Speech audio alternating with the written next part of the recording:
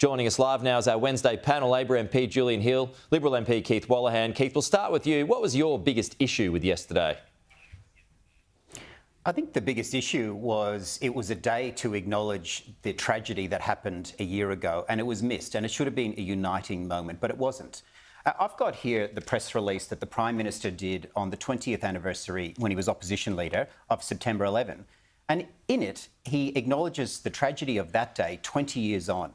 Now, we are a nation that fought in the subsequent wars. I personally fought in those wars, and we acknowledge the mistakes that were made, the civilian casualties that occurred in those wars. But this press release doesn't say anything about that, because you can, on a day, on an anniversary, acknowledge the grief that happened. And that's what the Prime Minister did then, but he didn't yesterday.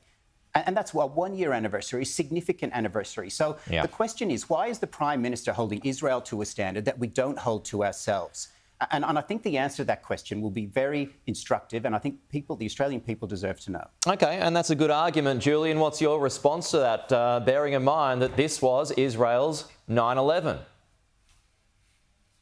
Well, I agree with some of the words Keith used. There should have been a moment of national unity, but with the greatest of respect, because we do get on, and I do respect Keith, some of what he said was simply not true. October the 7th, the anniversary, was a sombre moment and represents the largest loss of Jewish life since World War II. And the anniversary was a difficult time for many Australians. The motion that the Prime Minister came into the Parliament and moved, which I would have hoped quite genuinely every member of Parliament could have supported, it recognised the significance of October the 7th. It condemned antisemitism in all its forms and called that out. It recognised the loss of civilian life that has ensued in Israel, in Gaza, in the occupied Palestinian territories, in Lebanon, and it called for the cycles of violence to stop.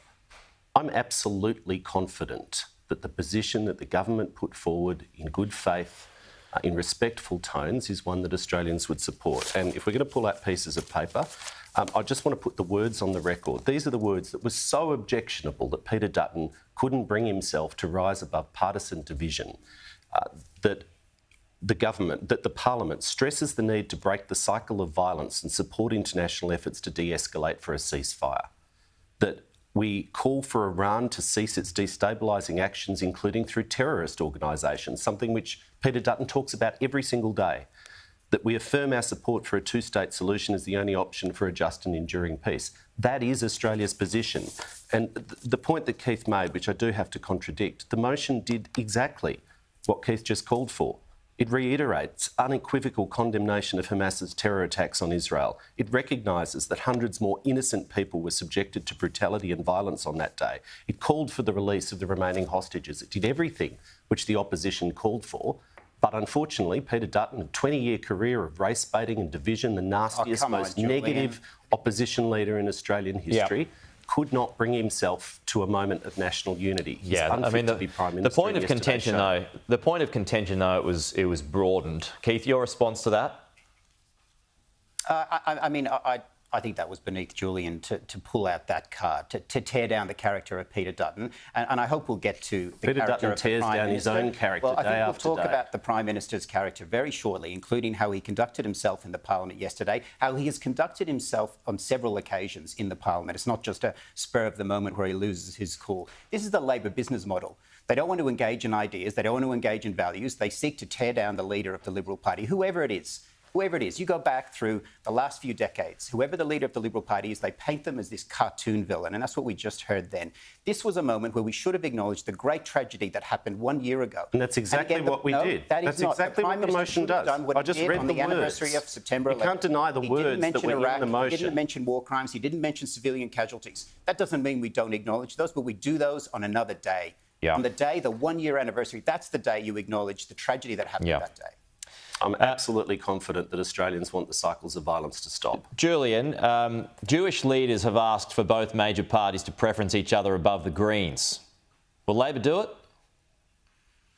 Well, as you know, and I think this was addressed in the Parliament yesterday, it's been addressed, it comes up periodically.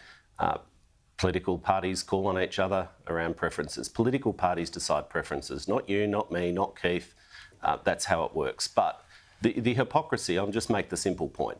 The hypocrisy of Peter Dutton and the Queensland LNP supporting that call or making that call asking that question when the only reason there are Greens in the Queensland State Parliament is because the Liberal Party preference them is a little bit beyond the pale. Sounds like you're not going to do it. Sort out preferences, as you know. Sounds like you don't want to do that. I just said to you, political party. What's your preference? You can draw whatever conclusion you like. Political parties sort out preferences. Peter Dutton's party preferenced the Greens in Queensland, which is why they're in the Parliament. Okay.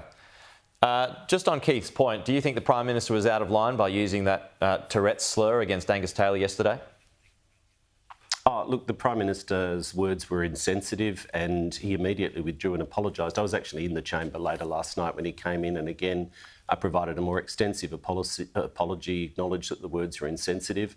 I think if we're honest, Pete, you, me, Keith, your listeners, everyone at times says things that they regret that they shouldn't have said.